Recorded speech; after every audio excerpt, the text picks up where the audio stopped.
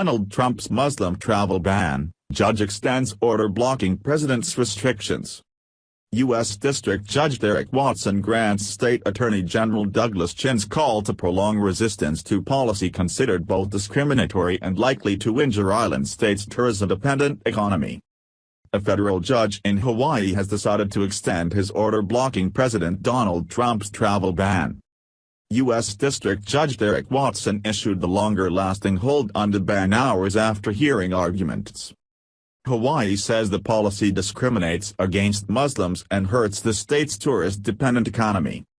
The implied message in the revised ban is like a neon sign flashing Muslim ban that the government did not bother to turn off, State Attorney General Douglas Chin told the judge. Extending the temporary order until the state's lawsuit is resolved would ensure the constitutional rights of Muslim citizens across the U.S. are vindicated after repeated stops and starts of the last 2 months, the state has said. The government says the ban falls within the president's power to protect national security. Hawaii has only spelled out generalized concerns about its effect on students and tourism, Department of Justice lawyer Chad Riadler told the judge by telephone. The Trump administration had asked Judge Watson to narrow his ruling to cover only the part of Mr. Trump's executive order that suspends new visas for people from 6 Muslim-majority countries. Mr. Riadler said a freeze on the U.S. refugee program had no effect on Hawaii. Judge Watson rejected that argument, preventing the administration from halting the flow of refugees.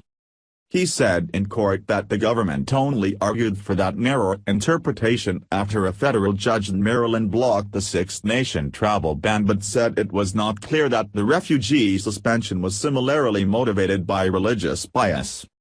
Judge Watson noted that the government said 20 refugees had been resettled in Hawaii since 2010.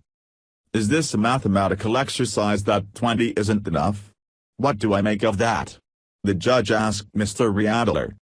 The lawyer replied that 20 is simply a small number of refugees. In whose judgment? Judge Watson asked.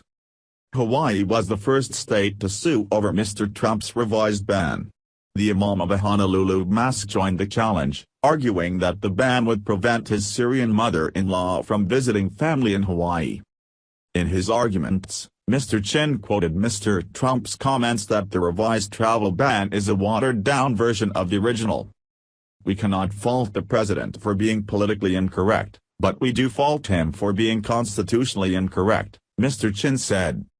Earlier this month, Judge Watson prevented the federal government from suspending new visas for people from Somalia, Iran, Syria, Sudan, Libya and Yemen and freezing the nation's refugee program.